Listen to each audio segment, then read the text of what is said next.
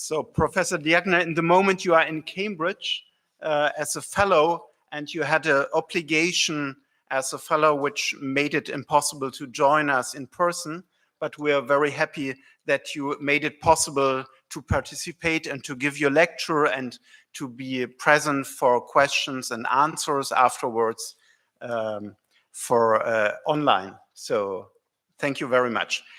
I will present you, I have the honor to present you, and as we are not in a hurry today, which is a very delighting situation normally in conferences. So I have the honor to present you a little bit longer. I will do this in German, and you received already your presentation, the presentation of your person in English, so you know what I am talking about, and I hope it's not a fault. Ja, ich freue mich sehr, Professor Diagne hier einführen zu dürfen und kann dies in etwas ausführlicherer Zeit tun, weil wir ja diese Zeit haben und gemeinsam gleich nach seinem Referat auch noch ins Gespräch kommen werden. Professor Diagne muss danach zu einer Veranstaltung in Cambridge, deswegen ist er sozusagen online hier, aber das hat günstigerweise haben wir auch noch Sommerzeit, sodass sich die Zeitverschiebung mit dem Termin perfekt gefügt hat. Sie könnten übrigens, wenn Sie das möchten, einen kurzen Aufschlag dieses Vortrages, wenn Sie mit dem Englischen nicht ganz so sicher sind. Es wird gleich der Herr Flack herumgehen. Es gibt 20 Exemplare, wenn Sie dem folgen möchten. Es ist nicht der vollkommene Vortrag. Nur wenn Sie das brauchen, dann ist das gleich möglich. Aber meine Anmoderation verstehen Sie, glaube ich, sehr gut. Réinventer l'universel, so überschreibt der Philosoph Souleymane Diagne das erste Kapitel seines jüngsten Buches, das die Universalität im Titel trägt. Interessanterweise ist die Universalität als Verb universaliser formuliert, womit bereits viel anklingt, was für Souleymane Diagnes Verständnis von Universalität wichtig sein wird. Man kann die Leitlinie seines Denkens mit einem Zitat von Alioune Diop, dem senegalesischen Schriftsteller, Gründer der wichtigen Kulturzeitschrift Présence Afrique und Inspirator eines wirklich weltkirchlichen Verständnisses auf dem Zweiten Vatikanischen Konzil wiedergeben. Diop schreibt oder sagte damals: Désoccidentaliser pour universaliser, tel est notre souhait. Pour universaliser, il importe que tout soit présent dans l'œuvre créatrice de l'humanité. Also entwestlichen, um zu universalisieren, das ist unser Wunsch. Damit man universalisiert, ist es wichtig, dass alle gegenwärtig präsent sind im kreativen Werk der ganzen Menschheit. Zum einen nimmt Diagne die Aufgabe eines postkolonialen Denkens als Dezentrierung eines über seine Partikularität unaufgeklärten Eurozentrismus wirklich ernst. Zugleich betont er, dass Dekolonisierung und Universalisierung keine Gegensätze sind und grenzt sich kritisch gegen die Behauptung einer unvergleichbaren Differenz der Kulturen ab. So zeigt das Zitat, was Sie gerade gehört haben, mit diesem Œuvre créatrice de l'humanité, die zutiefst humanistische Grundanliegen, Grundausrichtung Diagnes. Und es kommt, dieses Œuvre créatrice de l'humanité von Diop, kommt im Untertitel seines Buches wieder vor, nämlich das Universalisé heißt auch L'humanité par les moyens de l'humanité, die Menschheit mit dem Mittel der Menschheit. Die Aussage von Diop ist ein Zitat aus seiner Antrittsrede bei der Eröffnung des, ich zitiere, so hieß er damals, Zweiten Kongresses der schwarzen Schriftsteller und Künstler in Rom 1959. Es ist also definitiv kein modisches, neues Thema. Und so bezeichnet das Thema der Universalität auch bei Diagne einerseits eine aktuelle Beschäftigung, andererseits kann man es wirklich auch als ein Lebensthema bezeichnen. Ein im breiteren Sinne aktuelles Thema, denn der Anlass, sich mit dem Thema Universalität konkret auseinanderzusetzen, ist der Wechsel 2008 an die Columbia University in Harlem, von der Diagne in seinen sehr lesenswerten Memoiren schreibt: Si le postcolonial était une religion, Columbia en serait le premier temple. Also wenn die Postkolonialität eine Religion wäre, wäre Columbia der erste Tempel, der vorrangige Tempel. Als Diagne relativ bald nach diesem Wechsel an Columbia selbst einer offensiven Kritik als afrocentriste orientalisé, also als ein sozusagen auf Afrika zentrierter und orientalisierter bezeichnet wird klar, dass er sich mit der Problematik von postkolonialer Kritik und Universalität auseinandersetzen muss. Und es ist charakteristisch für ihn und sehr sympathisch, dass er mit dem Autor dieser Kritik einige Jahre später gemeinsam ein Gesprächsband herausgibt, Enquête d'Afrique, Universalisme et pensée décoloniale, also im Ringen um Afrika, um Erringen Afrikas oder der Afrikas, es ist mit Plural auch geschrieben, Universalismus und dekoloniales Denken, postkoloniales Denken. Diagne hat eine Gabe, eine wirkliche Gabe, auch scharfe Kritiker in ein Gespräch zu verwickeln. So hat er auch ein Gesprächsband mit dem durchaus als islamkritisch zu bezeichnenden Medievisten und Philosophen Remy Braque herausgegeben. Wenn Sie also gleich kritische Fragen stellen, seien Sie gewarnt. Aber das aktuelle Thema Columbia ist auch ein Lebensthema. Diagne darf sich selbst als Kind, Enfant de Saint-Louis, also Kind von Saint-Louis, bezeichnen. Diese Stadt im Norden Senegals vereint die Paradoxie, dass ihr Name sehr deutlich die Problematik eines französischen Universalanspruches verkörpert, König Ludwig im Norden Senegals.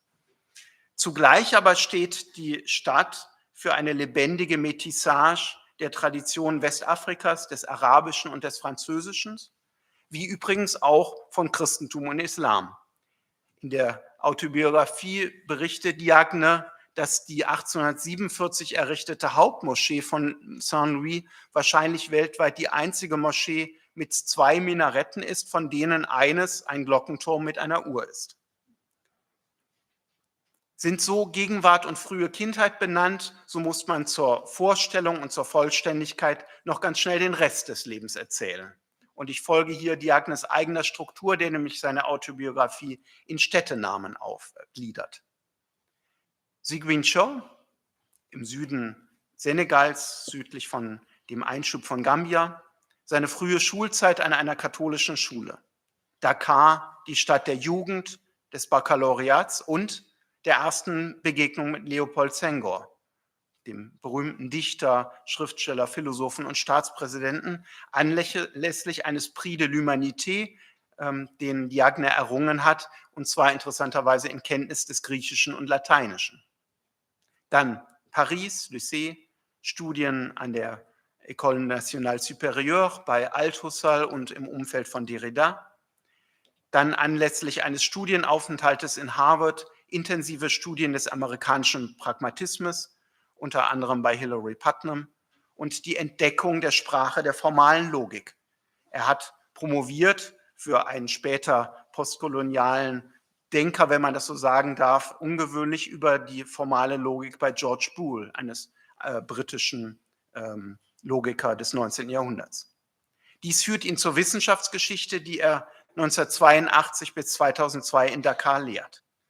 Die Einbettung der Philosophie in soziale Kontexte ist ihm wichtig und wird auch ganz praktisch. Diagne ist Berater von Präsident Abdou Diouf im Erziehungsministerium längere Zeit gewesen. Seine in Dakar schon einsetzende Auseinandersetzung mit der islamischen Philosophie wird 2002 verstärkt, nachdem er einen Ruf nach Chicago an das Institute for African Studies in Evanston annimmt. Und zwar 2002, Sie erinnern sich, nach 9/11 Seminare über islamische Philosophie und Mystik mit dem Ziel, ich zitiere ihn wieder, de présenter aux étudiants l'islam comme une tradition intellectuelle et spirituelle où l'on questionne, où l'on discute, où l'on doute, où l'on examine, où l'on interprète. Also den Studenten den Islam als eine intellektuelle, geistige Tradition und spirituelle Tradition zu präsentieren, wo man fragt, wo man diskutiert, wo man zweifelt, wo man untersucht, wo man interpretiert.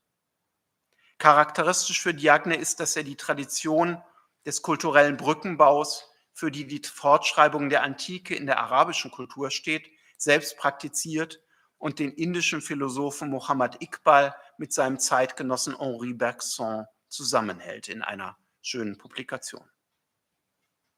Ich komme zum Ende. So ist dies vielleicht das Charakteristikum Diagnes.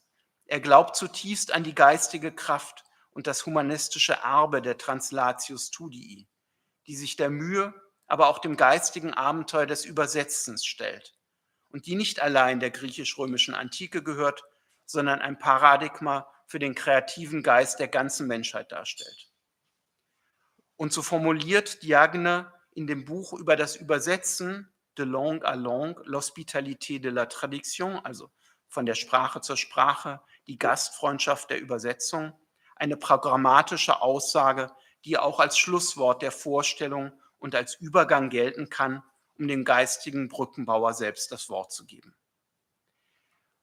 Au modèle relativiste et séparatiste d'une décolonisation de la pensée, j'oppose un modèle traductif, parce que les langues ne nous enferment pas dans les philosophies grammaticales incommensurables. Le philosophe en général, le philosophe africain en particulier, pensera en traducteur de langue à langue. Dem relativistischen und separatistischen Modell einer Dekolonisierung des Denkens setze ich ein Übersetzungsmodell entgegen, weil die Sprachen uns nicht einschließen in grammatische, unvergleichbare Philosophien, sondern der Philosoph im Allgemeinen, der afrikanische Philosoph im Besonderen, wird denken als Übersetzer von Sprache zu Sprache. Herzlichen Dank und a warm welcome again to you, Professor Diagne. The floor is yours. Thank you very, very much. Hopefully you are hearing me well. Great. I will begin by expressing my regrets for having to participate only remotely to this. I had planned with great enthusiasm to be with you in person, but I have to be in Cambridge, where I am currently a visiting fellow, as Professor Specker has just explained now. After these words of regret, I would like to thank you, Professor Specker, from the bottom of my heart. First of all, for the invitation. It is an honor to be part of this meeting. And then after I had to change my plans, you allowed me to still participate by video conference, and I am very grateful for that as well.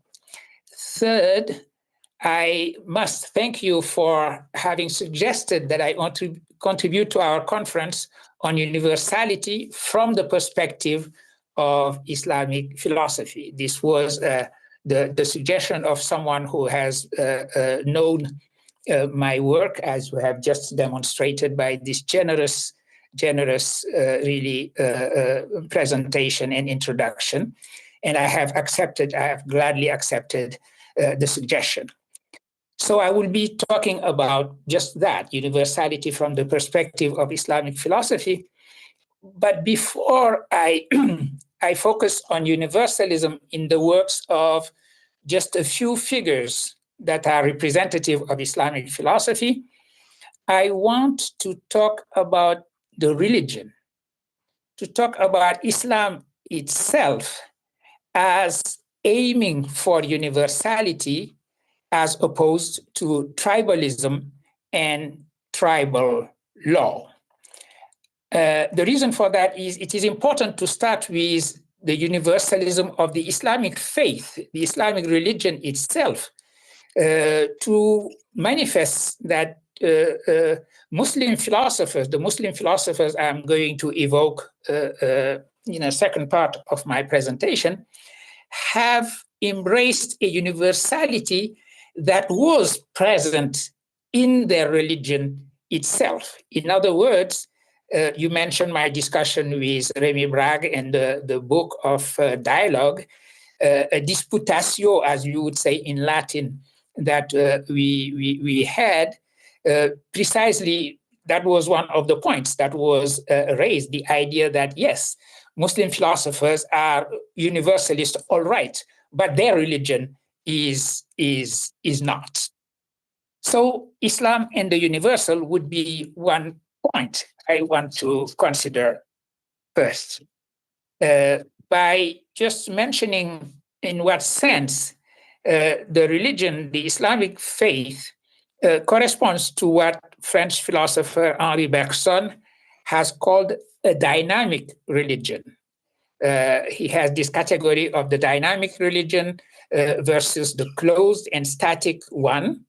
And the way in which he talks about a dynamic religion does correspond to the way in which the Islamic faith was born as a movement away from the tribe towards humanity.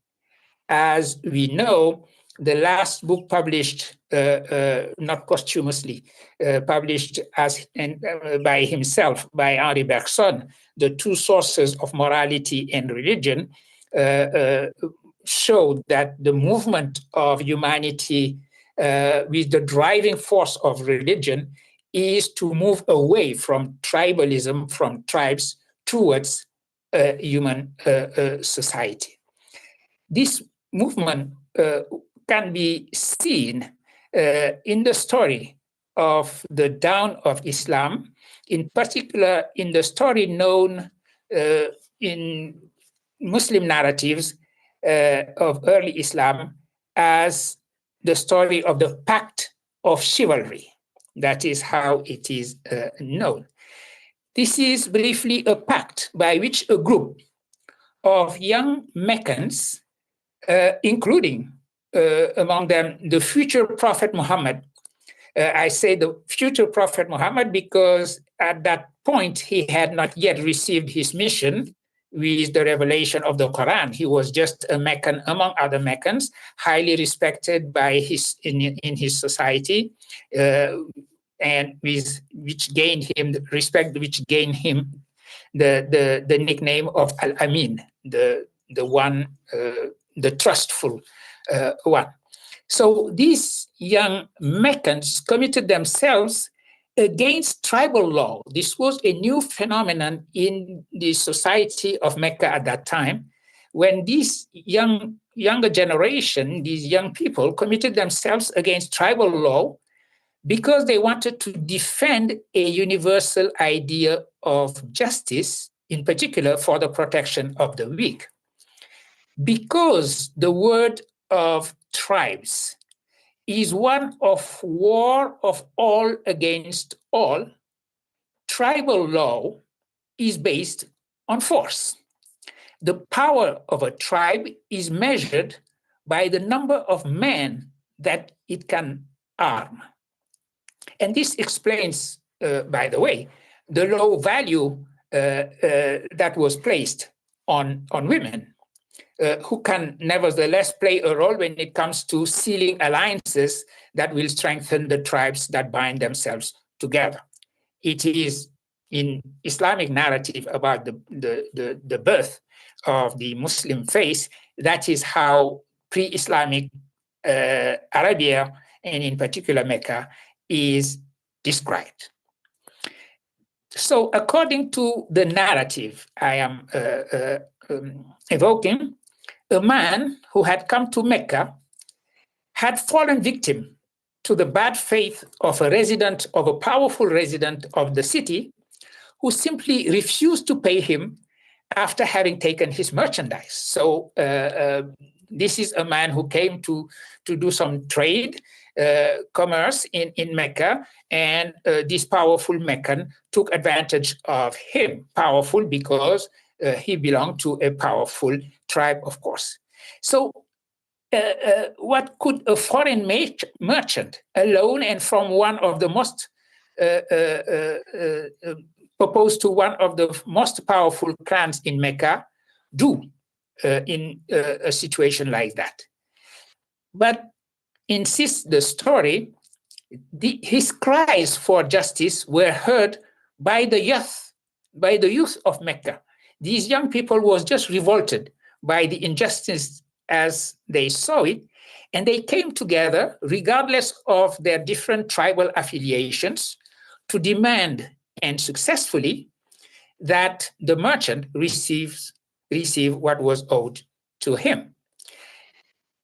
Beyond that, beyond the simple fact of making sure that this foreigner, this stranger who came to Mecca to do commerce, had been treated fairly, the group remained united as they swore an oath, and they did that by pouring water onto the black stone of the Kaaba, of the cube of Mecca, and they drank the water that they poured on the black stone, one after the other. They drank it in turn.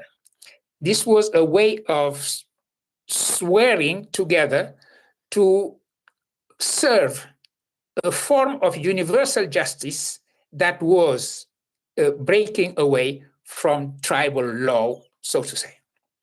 So it is not only the presence of the future prophet of Islam at this chivalric pact that is important here.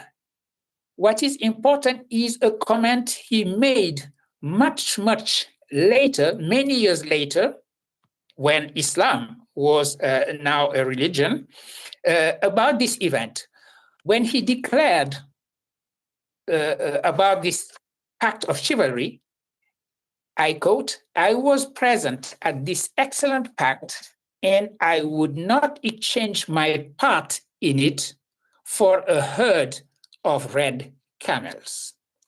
And he added, "And if today in Islam I were called upon to honor this pact, I would respond with joy." End of quote.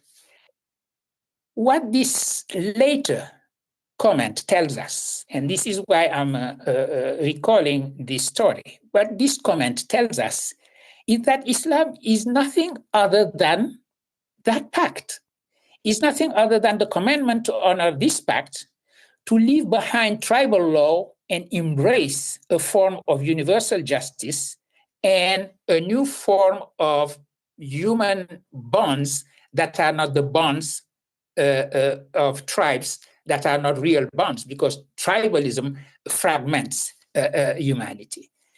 History dictated that instead of a revolution, actually this young generation coming together, this youth coming together and swearing this pact of allegiance to a higher idea of justice, this could have been the beginning of a social revolution against tribal law. But somehow, history dictated that instead of a revolution, of a social revolution, it became a religion that marked a continuous departure from the religions in the plural of fathers and tribes, and a move towards a religion of humanity. It was this meaning of religion that the Prophet of Islam revealed to his companions afterwards, when after the important event that was the hijrah, the decision to flee from Mecca and to flee the persecution and seek refuge in the city of Yathrib, which became Madinatul Nabi, the city of the Prophet in honor of Prophet Muhammad. So after the Hijrah, after the Muslim faith had found refuge in the city of Medina, the Quranic message replaced tribal affiliations. And he chose to name his companions, the nascent community, the Ummah, using two new names. One, the name of emigrants, Muhajirun, meaning those who had to flee Mecca and seek refuge in Medina, and defenders, the Ansar, those who had welcomed the emigrants in their own city of Yathrib, which they renamed Medina, as I said. So it is important. This is very important because somehow asking the community to be called either Muhajirun or Ansar was a way of superseding, so to say, tribal affiliation and replacing them by function.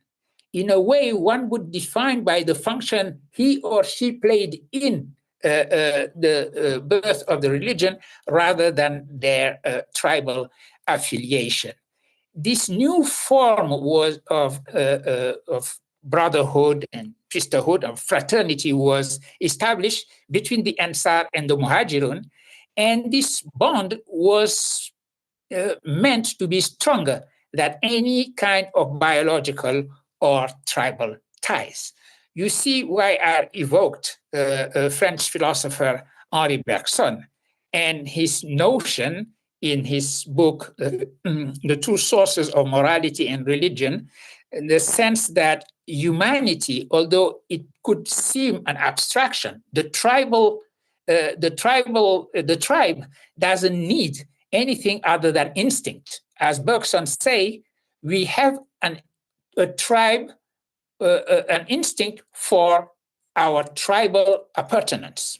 We belong to our tribe and we have instinctively this connection with people who look like us, who share with us the same biological origin, etc., etc. There is not such a thing as an instinct for humanity. And humanity can appear as an abstraction. But, says Bergson, still we can get a sense of humanity in two different ways. One, and convergent. One is philosophical reason, he says. The other one is religion. And as Bergson said, religion is much more powerful when it comes to convincing us that there is such a thing as humanity, because the register of religion is emotion, and it just can develop and as fire, he says, comparing it to fire.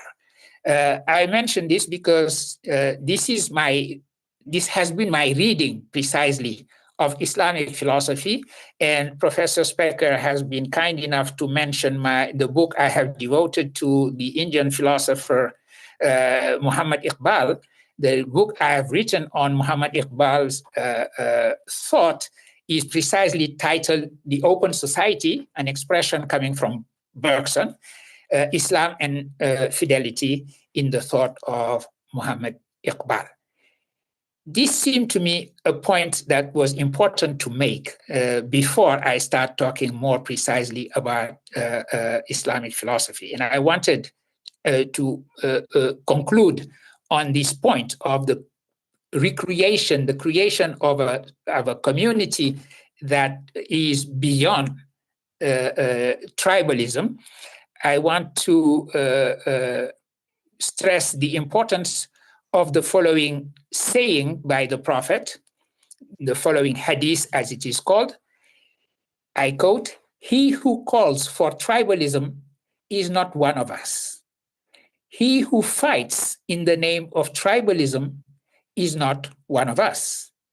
He who dies for tribalism is not one of us." This is one of the widely accepted prophetic hadith that is quoted, that can be quoted in Islam. But having said that, the tribal spirit is resilient. And if I look at the history, the early history of Islam, that tribal spirit was reborn as soon as the Prophet passed away. That tribal spirit was at the root of the dissensions and the internal wars that ended the reign of those known as the four rightly guided caliph of Islam, Abu Bakr, Umar, Uthman, and Ali. So the restoration by the Umayyad caliph who followed those four caliphs, based on the principle of dynastic succession that made it appearance in the Islamic world, marked a strong comeback of the tribe.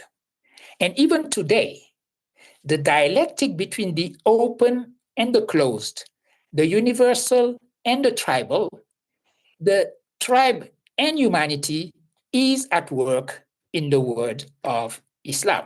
This has been a continuous dialectic in the word of Islam. It is in light of this expression of a dialectic between the universal and the tribal that I now consider the continuous reinvention of Islamic universality in Islamic philosophy. We are talking about a philosophy born of translation against a spirit of closedness.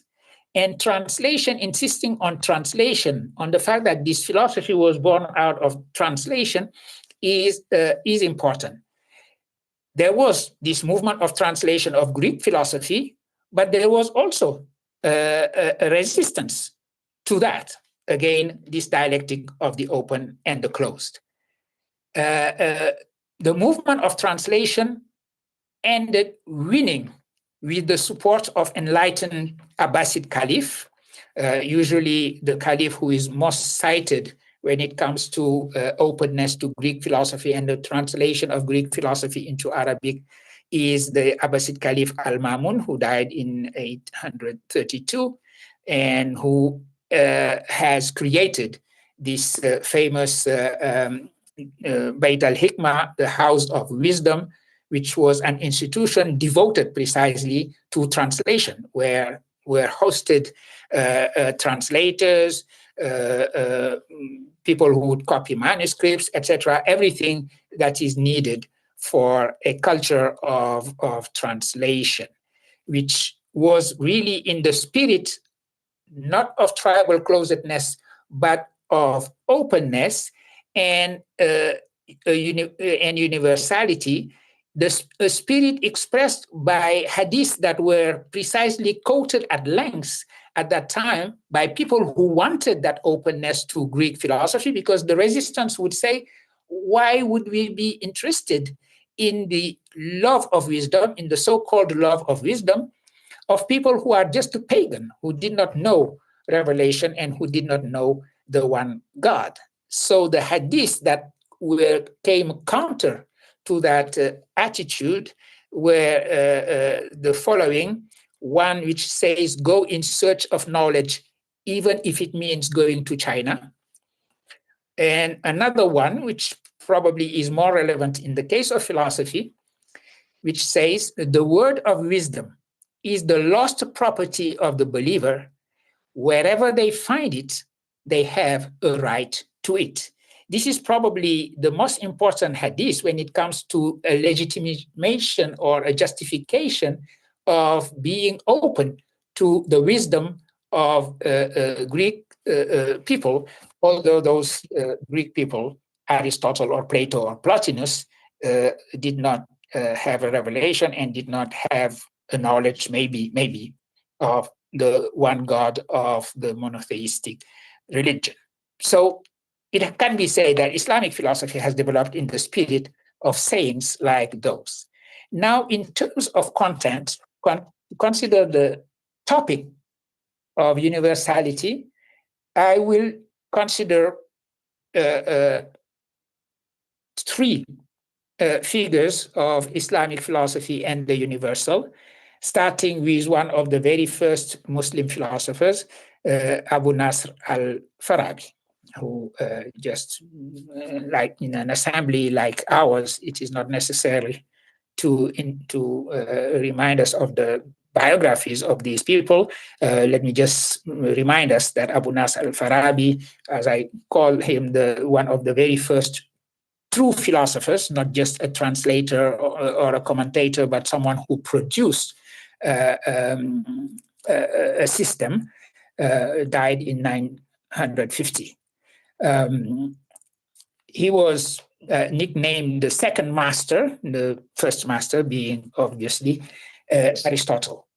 And the reason why I evoke him is that he is probably the first one to insist on a universalist perspective on the truth. I am here, of course, thinking of two major works by Al-Farabi. One is The Harmony of the Opinion of the Two Sages, the two sages in question being Aristotle and Plato. Because again, to come back to those who resisted the introduction of Islamic philosophy, of falsafa as it was known from the an Arabization of the Greek philosophia, they said, well, here you are, you philosophers talking about Plato or Aristotle, and you are talking about people who could not even agree among themselves. They would say Plato and Aristotle did not agree among themselves, and this is the kind of topic against which Al-Farabi has written this book on the harmony of the opinion of the two sages, where he tries to demonstrate that, yeah, in appearance they may be saying different things, but ultimately they agree on the nature, the universal nature of the truth. And the other work I have in mind is his most famous work on the perfect city, the perfect state, the state that he considered a virtuous city oriented towards happiness. And what I have in mind here is more precisely what he says on religion, on the fact that religion and philosophy share the same ultimate truth. This is truly what is at the heart of this title of a reinvention of universality from the perspective of Islamic philosophy, this affirmation that religion and philosophy share the same ultimate truth, that the divine varieties or the divine beings that can be grasped by human beings, or rather by the rational part of our soul as human beings, are one and the same. And when it comes to expressing those divine varieties or beings as religion, what we do is translate them in as religion. And Farabi, in his description of the perfect state, described the ruler of such a state, what he calls the first ruler, somehow the founder, the founding father of that perfect state, as a human who has precisely fully developed that rational part of our soul, our active intellect, to say it in the vocabulary of Aristotelianism, and also of actually Neoplatonism. So this first ruler has both practical and theoretical knowledge, and that makes him a ruler precisely because he has this mastery of what Aristotle has called the architectonic science, which is politics. So religion has no claim to exclusive possession of truth, but is translation by the imaginative faculty of the ultimate truth.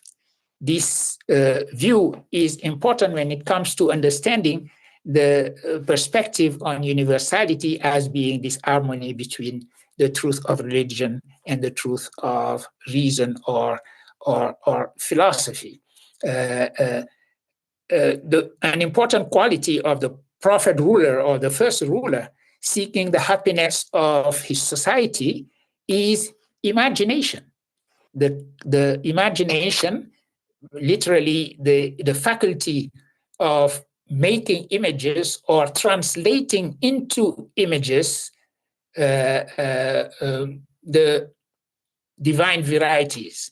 So that is what the highest faculty in us does. And as such, this faculty of translation, this imagination, belongs to the sphere of the dialectical and the rhetorical.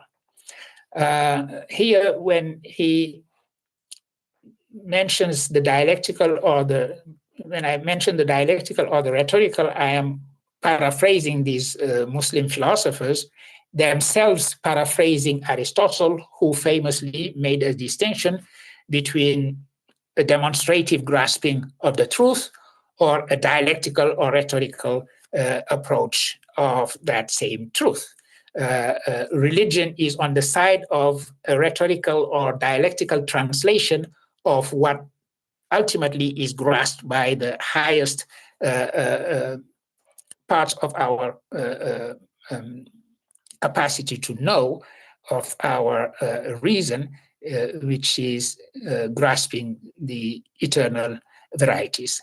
So I wanted to mention this about Al-Farabi to answer the question of this reinvention, to insist on this theme of the coincidence of prophecy and philosophy, and on the way in which this coincidence runs through the history of philosophy and Islam, and can be found in almost all Muslim philosophers, in authors such as Averroes, Ibn Rushd, or Ibn Tufayl, both of them now on the western side of the Muslim world, unlike Al-Farabi, both of them who died in the 12th century, and both of them died in Marrakesh, as you all know.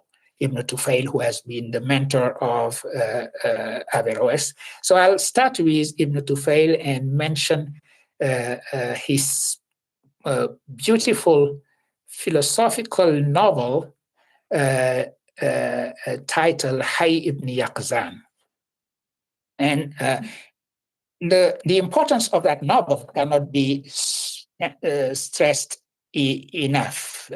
Hay ibn Yaqzan, which is a proper name, personal name, but means also the living son of the vigilant, represents, Hay ibn Yaqzan represents the universal human, which is also at the heart of the universality in Islamic philosophy, also in Islamic mysticism. The universal human, the insan kamil, whom you find also in medieval religious traditions as in the Latin phrase homo perfectus. So this universal human and the universality of divine truth. Hay ibn Yaqzan, very quickly, the novel, as you probably all know, is the novel. It is basically Robinson Crusoe, except that this is not the story of someone who was coming from a shipwreck, but a child who had, or Tarzan, if you prefer, someone who was abandoned in an island as a child, raised by a deer. And then the story is that this child is going to reinvent, so to say, to discover by himself everything that is constitutive of our humanity, the knowledge that is constitutive of our humanity, and also the capacity to rise to the intelligence of the one God, and to translate that knowledge of the one God into the proper rituals that express devotion and love for that highest one principle. So the story of Hay ibn Yaqzan is the story of achieving humanity, is the story of this notion that to be a human is not a state, it is a task and a responsibility. To be human is to have to realize, to achieve our own humanity, to respond to the call of becoming fully insan kamil or homo perfectus, precisely. And the reason why I evoke this novel is obviously because it is, again, another illustration of this coincidence between religion and philosophy as manifested in Al-Farabi's philosophy, but it is also precisely a reflection on what pluralism, religious pluralism, could mean as precisely different translations of the same divine reality. When he understands the nature of the one God through his capacity to use his reason, Hayy ibn Yaqzan discovers at the same time that somehow the bodily spheres, the bodily planets also have a certain knowledge of the one God.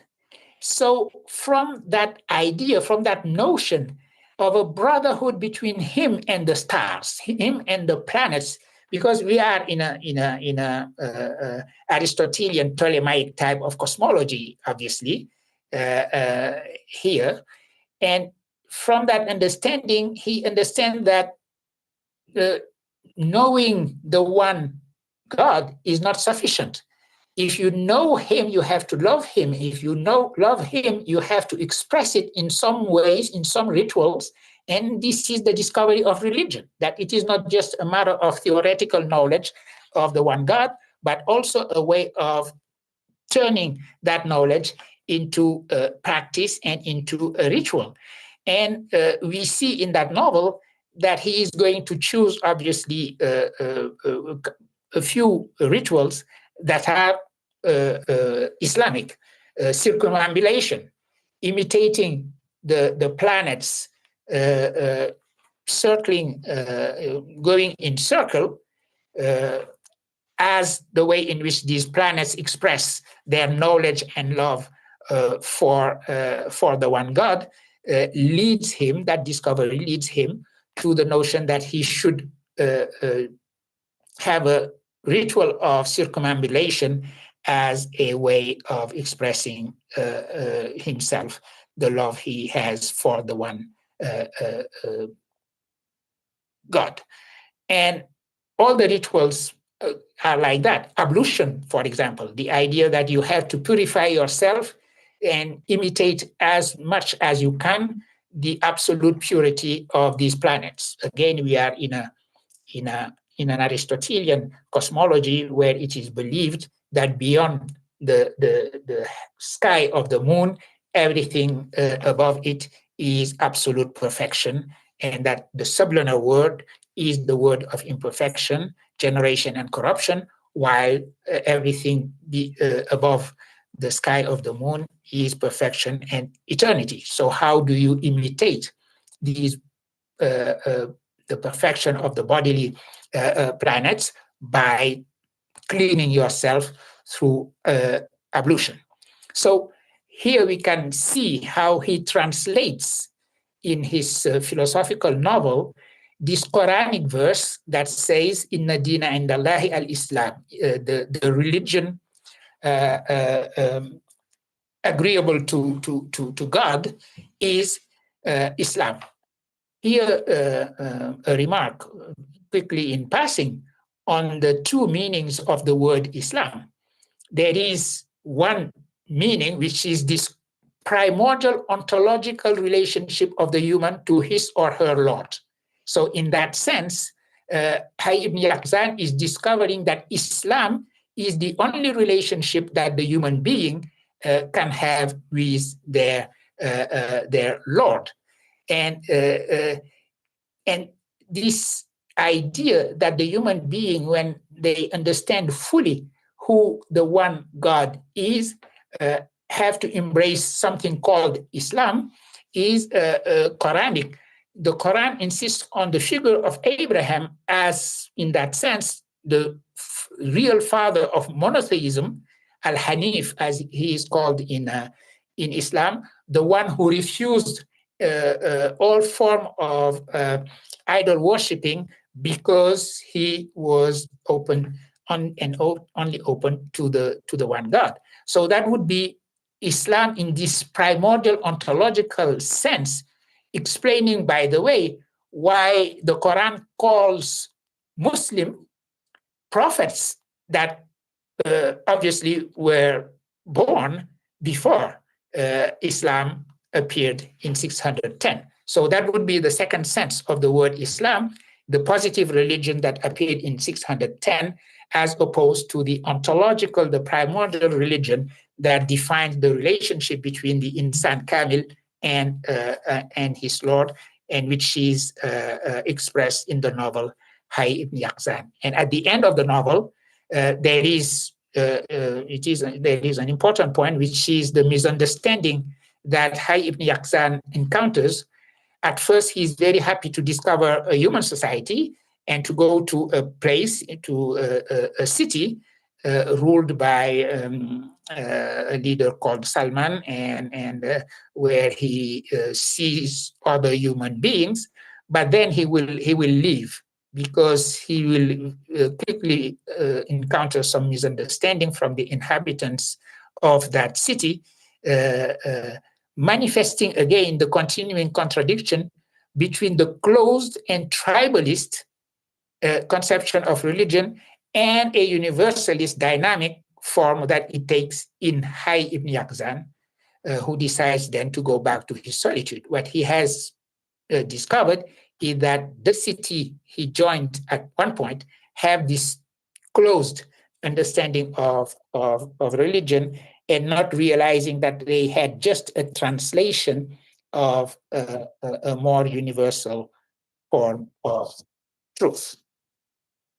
Okay, I will end very quickly now with the evocation of Ibn Rushd that I have mentioned, or Averroes, probably the best illustration of universality, as shown by, I want to quote here to cite not text, but a movie, a Bollywood movie that came out in 1997, the movie Destiny, by Egyptian director Youssef Chahine, a movie that had been celebrated in Cannes that same year, 1997, which is a mix of history and fiction about the life of Averroes, presenting him as both as a grand judge appointed by the Caliph, so that is his religious side, if you wish, and on the other hand, as a fatherly figure of a universal philosopher surrounded by loving disciples of different faith and backgrounds, some of them having traveled from Christian France through the Pyrenees Mountains to Andalusia to seek enlightenment from his lectures on Aristotle's philosophy. And by the way, speaking of his commentary of Aristotle's philosopher, let us be reminded that he was called the commentator precisely by Thomas Aquinas.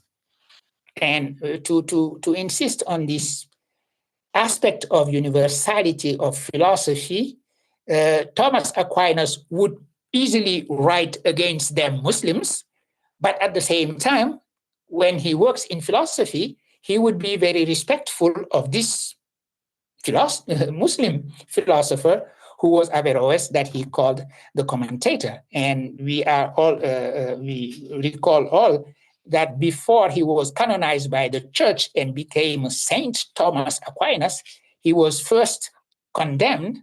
His theses were condemned because of the accusation of Averroism precisely. Which means, by the way, I always insist on this in my job as a teacher of philosophy, that we should get out of a unilinear way of looking at the history of philosophy as born out of Greek miracle, then went through antiquity in Europe, and then medieval time, and then et cetera, just the idea that philosophy is quintessentially European and Western is just absurd. Medieval philosophy shows us that you do not understand fully the history of philosophy if you do not put together these different braids of histories, the Muslim one, the Jewish one, and the Christian one. But one essential aspect of the teaching of Ibn Rushd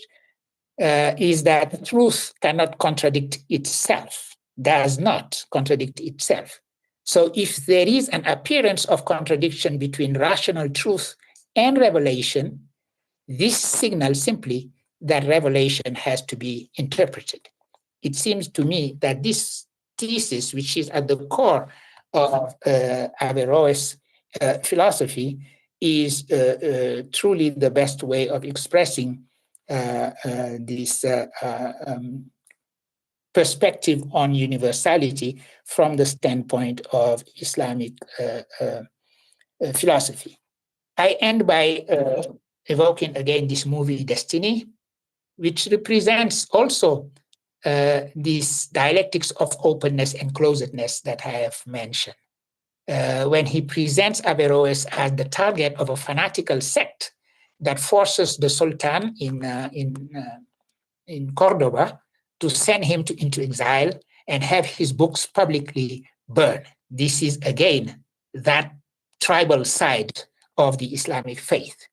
Eventually, this Bollywood movie has a happy ending, as its final image is that of a triumphant Averroes defiantly throwing one of his own manuscripts into the fire, knowing that his works have safely traveled east and found refuge in Egypt. And the image of that defiant Averroes is accompanied by the following words: "Thoughts have wings, no one can prevent them from flying." The meaning of such a praise of the figure of the Muslim philosopher is obvious. Yusuf Shaheen is talking in 1997 about our own times and reminding Muslim societies of today of the universality of the word of wisdom, to allude again to the prophetic saying I quoted in the beginning, which means openness, free questioning, free thinking, and the true spirit of ijtihad, this effort of interpretation that is so much needed today in Muslim societies. And it is a good thing that today, following a decision by Prince Mohammed bin Salman in Saudi Arabia, that country has reconnected officially with the universality of the word of wisdom by allowing a teaching of philosophy, whereas it was not even allowing the teaching of theology, finding that theology already was in the very spirit of openness. I thank you very much for your attention, and hopefully my lecture was well served by technology.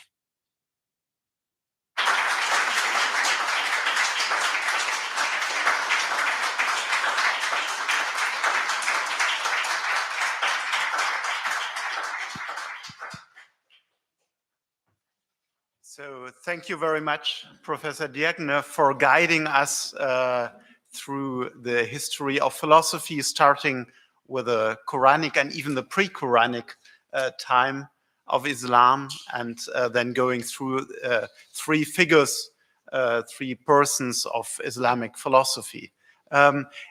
Listening to you, I just underline that it's really worth to read your books, because you're not only talking about philosophy and all those history of science, but you're all, as you demonstrated, you have a great knowledge, a big knowledge of films and literature too. And for example, in the book on translation, you have a longer passage on the arrival on a science fiction film, which is quite enlightening. So thank you very much, and recommendation to everyone here in St. Georgen. Okay, there is the first question in the public. Michaela. Klaus Neulinger from the University of Innsbruck. Thank you very much for your talk. I'm talking tomorrow, and it seems we don't know each other, but it fits perfectly together. We'll see tomorrow. I will talk about prophets and imagination as well. So my question is on imagination and on Al-Farabi. I'm wondering, Do you see there is a tension between what Al-Farabi writes in The Virtuous City and in the aphorisms? Because you very much focused on the unity of philosophy and religion and both coming together. And when I remember the selected aphorisms, he's more and more moving a little bit towards focusing on religion and the importance of the imaginative faculty being the essential faculty of the prophets, and drawing a distinction between philosophy and religion in the end. But I'm not sure about this, so I'm wondering how you see this. Thank you. Thank you very much for that question. And I'm happy to know that there will be a convergence between our two presentations on that aspect. And you are absolutely right raising that question, because in a way, when we take the picture of these divine varieties that are grasped by the intellect once it is active intellect, and then translated by the imagination into a discourse that the people can hear, I skipped an aspect, which is that actually the divine varieties can project themselves directly on the imagination, not necessarily going through the rational faculty and then translated by the imagination, but they become somehow images directly. So the most important faculty in a prophet, so to say, would be to have a very intense imagination, as you implied in your question, and which is absolutely right. There is this aspect also that you find in that in that. And if you insist on that, you will be more insisting on this prophetic form of illumination rather than the rationalist, the more rationalist side that is Averroes. So yeah, speaking about, you are absolutely right mentioning a tension, a possible tension between these two ways for the divine varieties to reach the human being, or the perfect human being, obviously, directly through their imagination. And this is something we find in the whole history of philosophy. Spinoza mentions also the importance of imagination, and justifying actually his attraction to Christianity by the fact that he thinks that God has spoken in Christianity bush a bush, from mouth to mouth, which is in a more direct way. This direct capacity of the prophet to receive revelation through their imagination, rather than first being filtered through their rational capacity, is something very important. And thank you very much for mentioning it.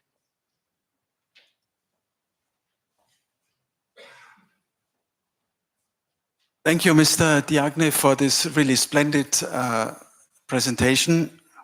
Kann man es hören? Ja. Can you understand, or is it? I'm close enough. I'm close enough. Yes. Okay. You drew a very, very dark picture of tribes. Does this picture refer to the tribes on the Arabic Peninsula, or also to tribes in Southeast Asia, or in the Amazonia, or in the Polar Circle? Is it a kind of parable that religions use in order to present themselves as the better kind of religion? So world religions have this maneuver to present themselves in bright colors by drawing the tribes very, very dark, and to present themselves as the real, rational, primordial relation to God and world, whereas the tribes, they are still in closed in their jungle or in their desert. I suspect there is a kind of arrogance of the major religions to redefine tribes. And as a concrete question, is Shia, the first tribal offspring of Islam? Well, thank you. This is a very important question. Let me say this. I have truly, and that is full disclosure, I have this kind of Bergsonian conception of the tribe, and as one primal form of organization of the human beings, and then this idea of a movement towards the open society, towards humanity. And basically, this is at the center of my own work when I'm not dealing with Islamic philosophy. For example, in his generous presentation of my works, Professor Specker mentioned my book on universalizing the travail, the creative work of humanity. But I think that this could be said about tribes. By nature, in a way, a tribe is self-enclosed. That is what defines it. And independently from any kind of value judgment of the value of it, what defines a tribe is precisely this way of being self-enclosed. And it can be something truly, truly bad, because by definition, another tribe is, by just its very existence, a threat to my own existence too. Even before enmity coming up or any problem coming up, the definition of a tribe is that, yes, a tribe easily is opposed to another tribe because there is no conception of a shared humanity between the two. When Bergson described tribes that way, he says that as soon as a war happens, war doesn't have necessarily to happen, but when it happens, then, and he quotes here Shakespeare saying, fair is foul and foul is fair. In other words, a tribe would be thinking of pursuing the extermination of another tribe, again, because tribalism doesn't allow for any conception of a shared humanity. So this is the extreme way of looking at tribe. I confess it to you. But let's look at our modern tribalisms that as we have them. For example, the tribalism of the extreme right in France, Le Pen, not the daughter, but the father. The father who famously said once, I prefer my daughters to my nieces to my cousins to my aunts, etc., having this sense of expanding the tribe through concentric circles, so to say. Well, and it is obvious that before that circle passes the borders of France, the capacity to love has been exhausted already. I don't see him going with that, those concentric circles. And it is in the logic of tribe to function that way. What opens these circles of connection against? So even if, and so the picture doesn't need to be dark. One does not say to say that tribes are necessarily bad or at war or destructive, etc. It is just that by nature, a tribe has borders, is self-enclosed, while what is called société ouverte has no borders. Now, the weakness of that openness is that there is no instinct corresponding to it. I do not have to question the reason why I would love my daughters more than my nieces, more than etc., as Jean-Marie Le Pen puts it. It's just there as an instinct, just the way animals, a mother lion becomes terrible if she feels that you are threatening their children. Opposing that to the open society means that in situations such as the one encountered by these young generation, it is not true that anything goes, that fair is foul and foul is fair, to quote again Shakespeare. They had a sense of a type of justice that goes beyond tribal law. You can have chivalry in a tribe, and for example, forgiving your enemy, not killing them, etc., etc. But again, in the name of what do you do it? Having a sense of humanity as a principle of action, as a regulative principle, to speak the language of Kant, is something different from a tribal approach to who we are as human beings. But yes, thank you for calling my attention to the fact that the narrative of the dawn of Islam, you can see how the situation is described in very dark terms. Usually people who talk about that talk about the fact that women was so worthless in tribal societies, that they were sometimes they were buried at birth or things like that.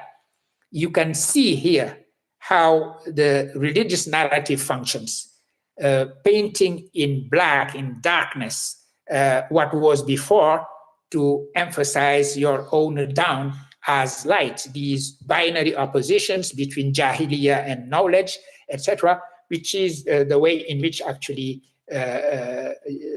all fanaticism function, by painting in dark everything that is not their own interpretation of the religion. But again, if we look at tribe versus humanity as metaphysical categories, the way in which Bergson does it, yes, considering humanity as an ethical principle, as something that is at the principle of action, you cannot do that we as a tribe.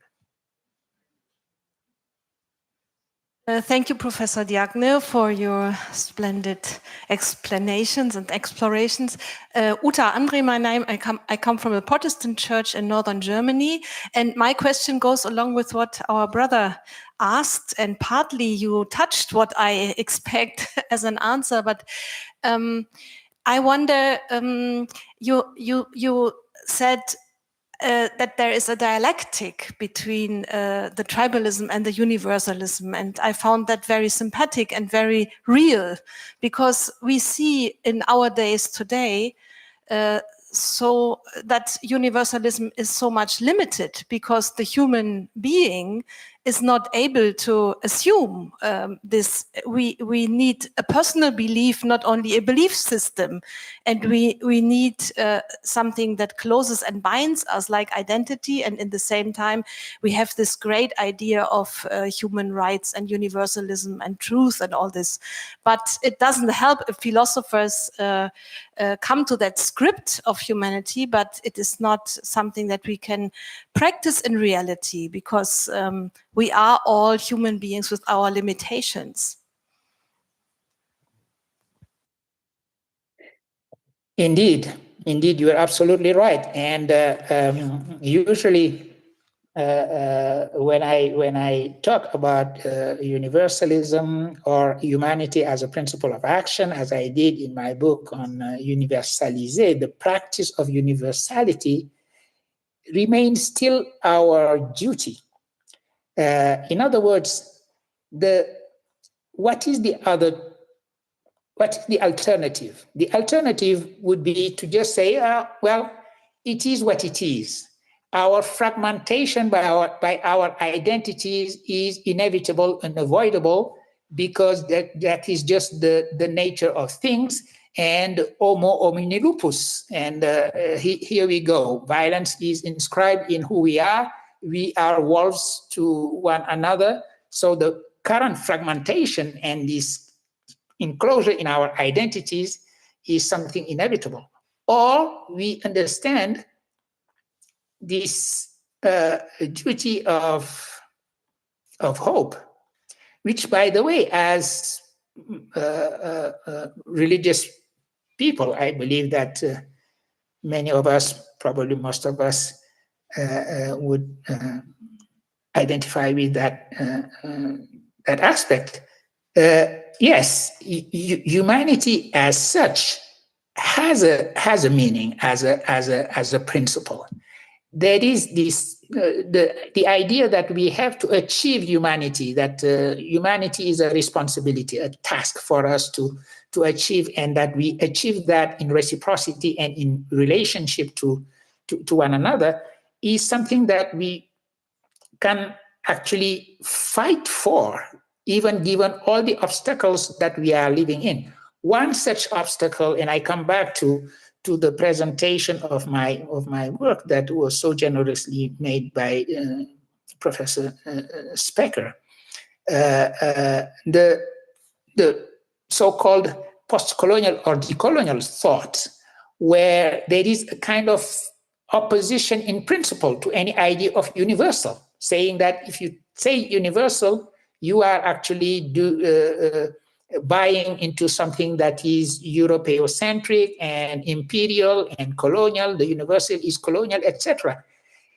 This idea of universalizing, choosing a verb instead of a substantive, and saying that there is a practice of universality which is a call for action, actually, against all the tribalism, against this idea that our identities make us prisoner of our tribes again, because here we are creating tribes in this 21st century. I'm not talking now about what idea we would have of the tribes in pre-Islamic Arabia or not. I'm talking about the tribes that we are creating today in this insistence on our identities. We have the rebirth of all form of white supremacies, and we have on the right and the extreme right side, and on the so-called left, we have also this insistence on identities and refusal of anything beyond identities, a refusal of universalism or humanity as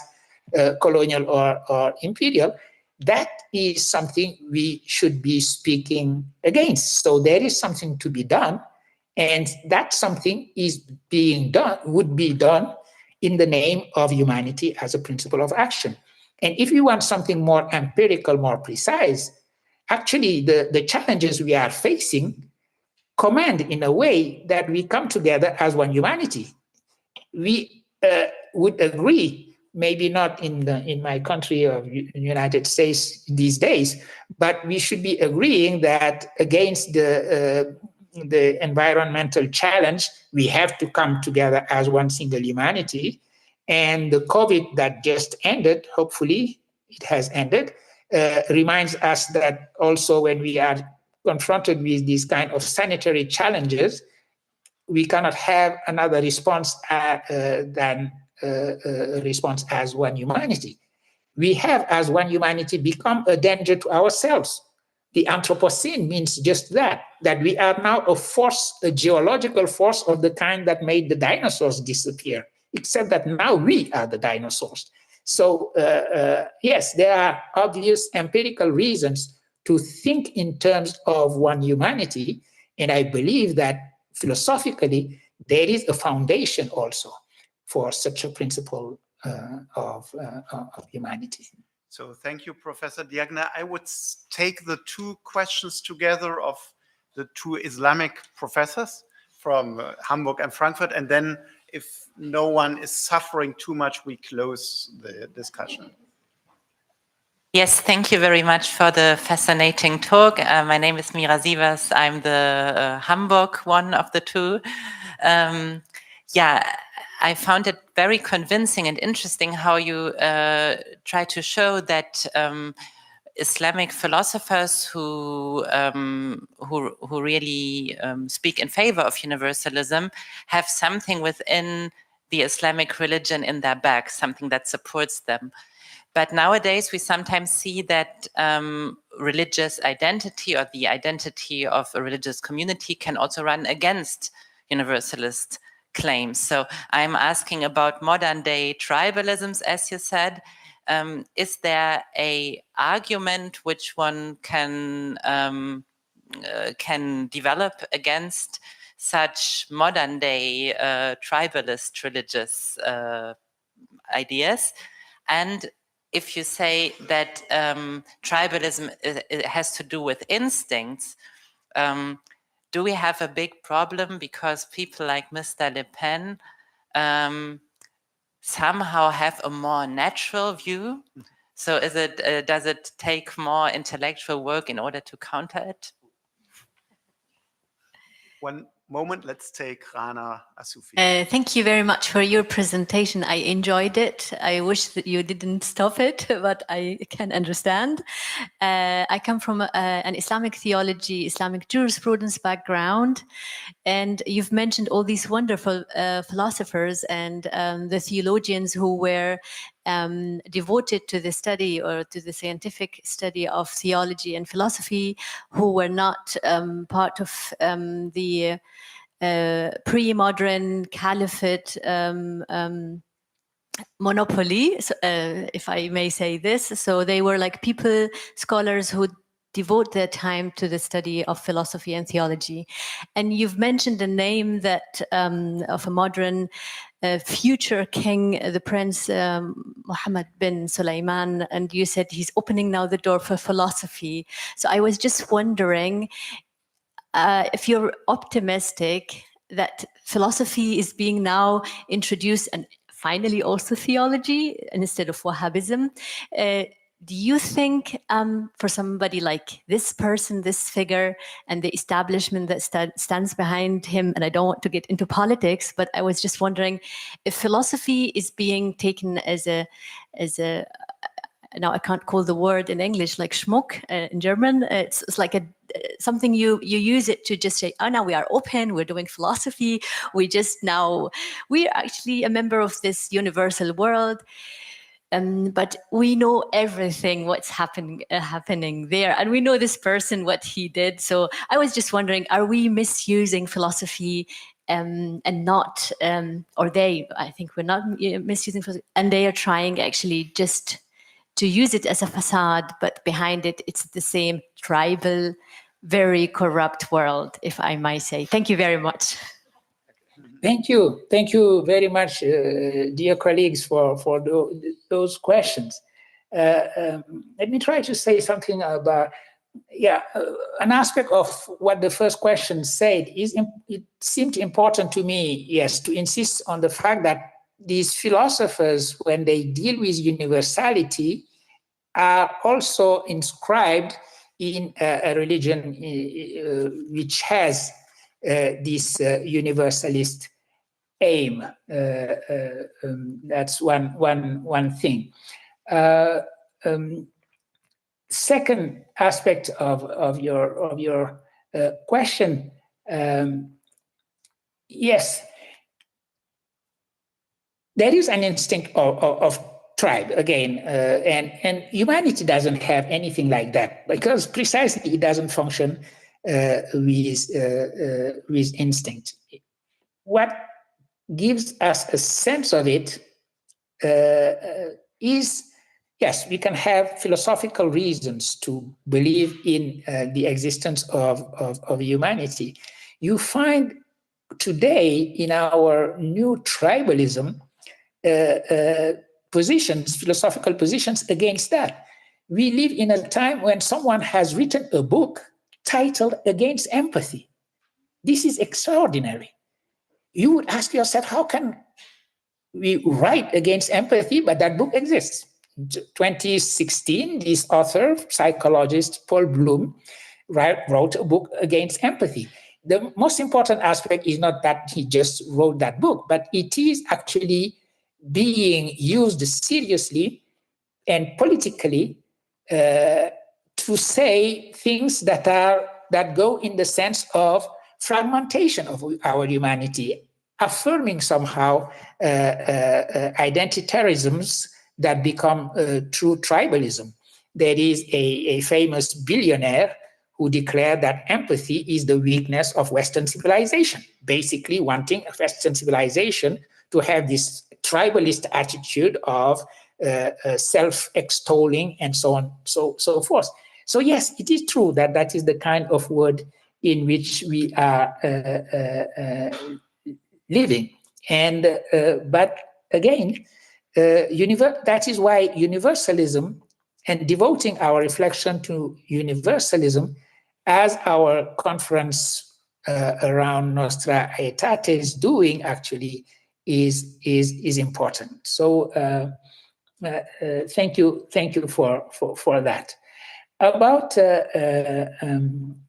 philosophy being now introduced in Saudi Arabia, I mean, it was just a royal fiat to say yes. So obviously you could think that this could be a facade, because for so long you would not have a teaching, not of philosophy, and the teaching philosophy in the Islamic world was a question, but you would not even have a teaching of kalam, of theology, because kalam seemed too rationalist and, you know, questioning things and making use of skepticism, which is the basis of philosophical attitude, would encounter the saying according to which manta kata zandaka, if you start reasoning and you know, producing rational arguments, you inevitably fall into disbelief and so on and so forth,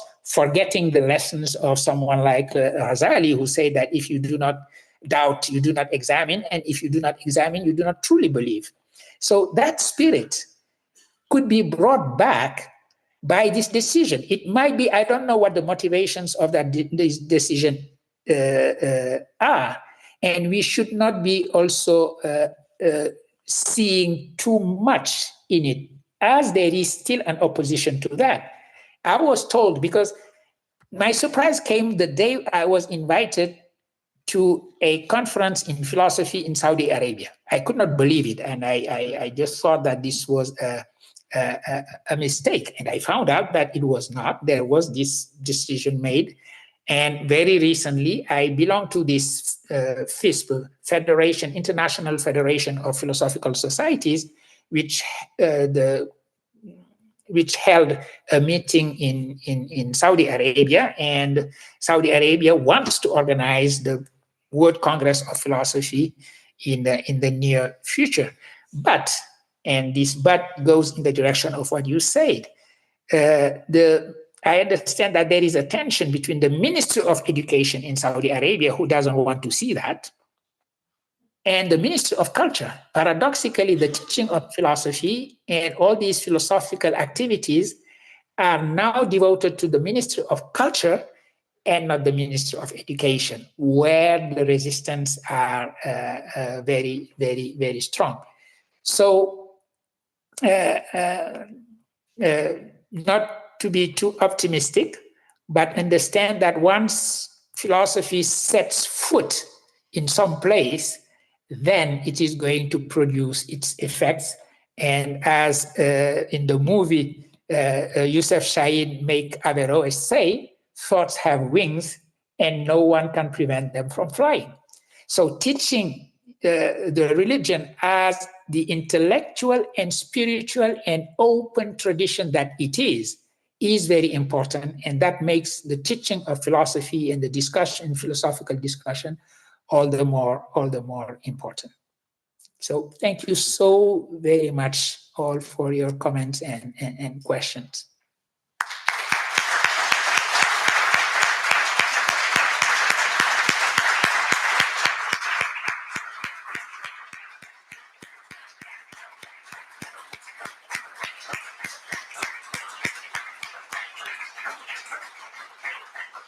So thank you very much, Professor Diagne. Before closing the section with a moment of music again, we just want to thank you again for this very inspiring talk and this wonderful discussion you had. I think you were really present. although please feel invited. So Cambridge, it's a nice university, but please come to St. Georgen. We have the same teacher-student relation in numbers like Cambridge. So small groups, very good discussion. So please feel invited to come to Frankfurt, to visit St. Georgen, to visit the wonderful Islamic department at the State University, and have a nice evening in Cambridge. Thank you very much. It will be with great pleasure, really. Thank you for your hospitality and your warm welcome all. Ja, ich darf Sie noch auf eine Sache hinweisen, wenn Sie morgen hoffentlich weiter hier sind, haben Sie die Möglichkeit, oder nicht nur die Möglichkeit, sondern die herzliche Einladung, wie man katholisch sagt, also bitte tun Sie das, sich einzutragen in die Workshop-Listen, dass wir ungefähr eine Idee haben, wie viel Sie ausgelastet sind. Wir gehen davon aus, dass Pater Jean-Luc online da sein wird. Beim Vortrag sind wir uns sicher. Bei dem Workshop sind wir uns einigermaßen sicher, also nur Mut und Hoffnung in die geistigen Fähigkeiten haben wir ja gerade gehört. Das war, glaube ich, das, was ich heute zu sagen habe. Nach dem Musikstück eine herzliche Einladung, kleinen Moment zu warten, und dann wird es einen Empfang geben mit Getränken und einem kleinen Imbiss. Und jetzt noch eine herzliche Einladung und herzlichen Dank an Herrn Felix Gerstner zur Gestaltung des Endes.